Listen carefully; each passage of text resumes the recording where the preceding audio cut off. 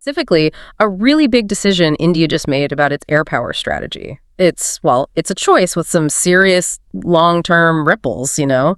Definitely. It signals potential shifts in alliances, national priorities, whole lot. And our insights for this deep dive, they come from recent detailed info, particularly one piece called India Forges Independent Air Power Path. Right. That laid out a lot of the background. So our mission today is to really unpack why India made this specific, maybe even surprising, call on a key military aircraft. We want to dig into the reasons, what it signals for their future, and help you understand the key bits and why they actually matter. Sounds good. Okay, so let's jump right in.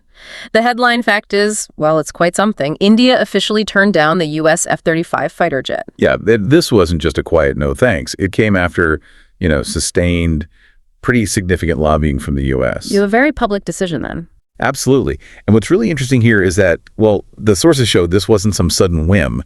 It's based on a whole range of factors that have been building up. Okay, like what? What was the main driver? Well, one of the big ones, a really consistent theme, was India's preference for joint design and manufacturing. They don't just want to buy planes off the shelf. They want to be involved, in building them, innovating. Right. So that deeper collaboration, actually making things together, that was key for them. How did the F-35 offer stack up against that?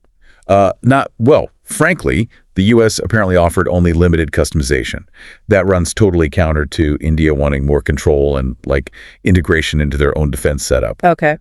But it wasn't just that. There were also pretty serious concerns about strict U.S. operational controls on how the F-35 could even be used. So strings attached, control issues. Exactly. It implies the U.S. wasn't maybe willing to give a partner full control over such a high-tech, sensitive asset. It's kind of like India saying, look, teach us to fish, and the U.S. was just offering the fish. Gotcha. So it's not just the tech, it's the control, the sovereignty aspect.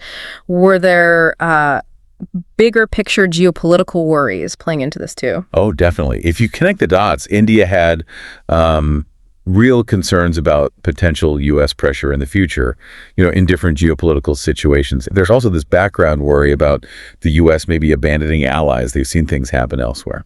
Okay.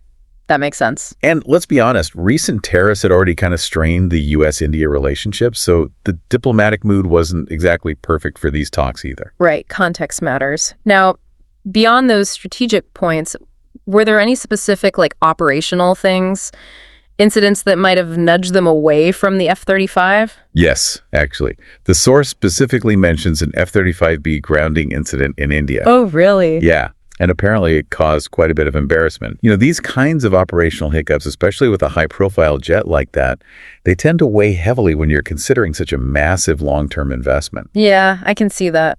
A very public glitch. Exactly. It doesn't inspire confidence. Okay, so with all these roadblocks, the desire for joint production, control issues, geopolitical fears, that grounding incident pushing them away from the F-35, where did they turn? Because they still need advanced jets, right? This is where their strategic thinking gets really interesting, moving towards another major player. That's right. India chose to pursue Russian Su-57 fighter jets instead. And talks with Russia have apparently been going on since July, so this wasn't just a sudden reaction, it was a planned alternative. Oh, the Su-57. And how did the Russian offer compare? You said the contrast was stark. Oh, completely different. Russia offered unprecedented access to the Su-57 source code. Source code, so the underlying software. Essentially, yes. The core programming that dictates how the jet actually operates. That's a level of transparency the U.S. just wasn't putting on the table with the F-35. Wow, okay. And maybe even more crucially, Russia offered license production. Meaning India could build them themselves. Exactly. Build them in India, not just import them ready-made. This isn't just about getting the plane. It's about getting the knowledge. It lets India maintain them, upgrade them independently, maybe even, integrate that tech with their own systems down the line. It's really about building self-reliance. That is a fundamental difference. Access to the how and the ability to build it yourself changes the whole dynamic from just being a customer. Totally. It's a partnership versus a transaction almost. But what about India's own fighter program? They have one, right? The AMCA. How does that fit into the timing here? Yes, that's the other critical piece. India's indigenous program, the Advanced Medium Combat Aircraft, or AMCA, Well, it's not expected to actually deliver planes until the late 2030s. Late 2030s. Okay, so that creates a pretty significant gap in capability, doesn't it? It really does. A big gap in their fifth-generation air power. And if their own jets are, what, over a decade away still?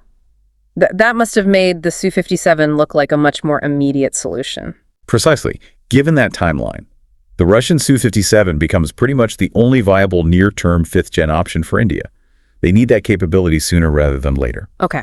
So, pulling all this together then, the rejection of the F-35 for various reasons, the preference for control and joint production, the geopolitical angle, the alternative Russian offer, and this timeline issue.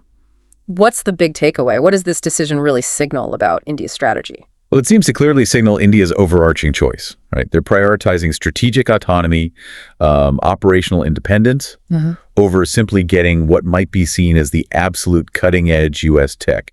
And remember, this decision came even after years of the U.S. really pushing India to distance itself from Russia. Right, so they stuck to their guns, so to speak. Yeah, it shows a real commitment to their own independent path. It's about keeping flexibility, control over their partnerships, their defense. Even if it means maybe not having the F-35 right now, it feels like a long-term play for self-reliance. It really is fascinating. This whole situation is more than just about one type of jet. It's like a case study in how nations are trying to navigate these incredibly complex global currents, balancing today's needs with tomorrow's independence. Absolutely.